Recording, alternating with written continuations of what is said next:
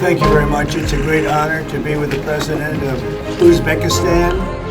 I just want to thank you very much for being with us.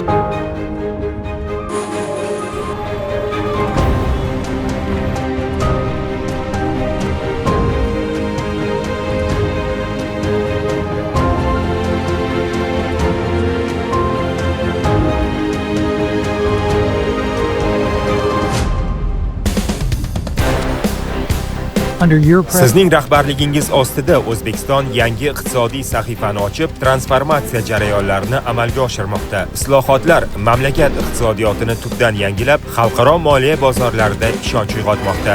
Uzbekistan's dynamic economy, O'zbekistonning dinamik rivojlanayotgan iqtisodiyoti, strategik geosiyosiy o'rni va mavjud moliya bozorlari bizga beqiyos imkoniyatlar taqdim etmoqda.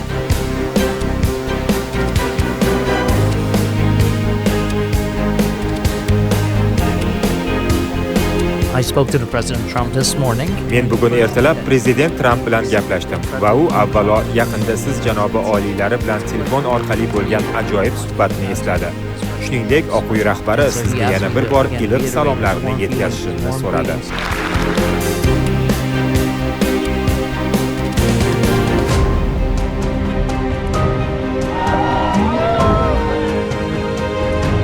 Yangi O'zbekiston barcha davlatlar bilan o'zaro hamjihatlik, ochiq muloqot va yaqin sheriklik tarafdoridir. O'zbekiston prezidenti bilan uchrashish men uchun katta sharaf. U juda katta hurmatga sazovor inson. Eng muhimi, bugun O'zbekiston juda yaxshi natijalarga erishmoqda va mamlakat juda yaxshi yetakchiga ega. The Assembly will hear an address by His Excellency Shavkat Mirziyoyev, President of the Republic of Uzbekistan. Ustuvor maqsadimiz mamlakatimizda yashayotgan har bir oilaning, har bir fuqaroning hayotini tubdan o'zgartirish, inson qadrini va farovonligini oshirishdir. Biz xalqlar, madaniyatlar va sivilizatsiyalar o'rtasidagi muloqotni mustahkamlash, umumbashariy maqsadlarni ro'yobga chiqarish yo'lida o'z hissamizni qo'shishga doim tayyormiz.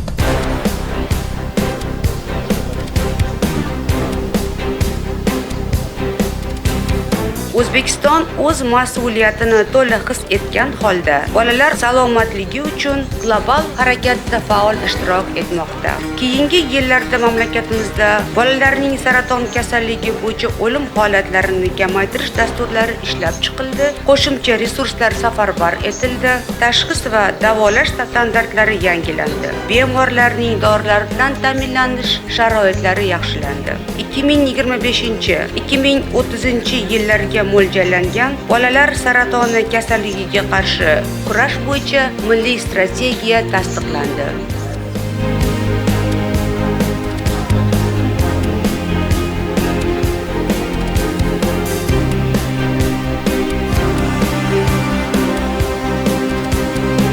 Bir daqiqa ham vatanni unutmasdan iqtisodiyoti barqaror, rivojlanishi barqaror bo'lgan davlatni tuzishimizga sizlar ko'makchi bo'lishlaringni men istardim. Faxrlanaman, g'ururlanaman vatanimiz bilan o'tgan reformalar bilan. Bir paytlar menga orzu bo'lgan universitetda o'qishimni asosiy sababchisi, asosiy faktori albatta bu siz. Kechagi bo'lgan tarixiy uchrashuvlarimiz ertangi sizlarga ko'p narsaga yo'l ochadi. O'zbek xalqi aytadi va qiladi. Shuni biz ishontirdik. O'zbek millatini mehnatimiz bilan hurmat qilishga majbur qilishimiz kerak.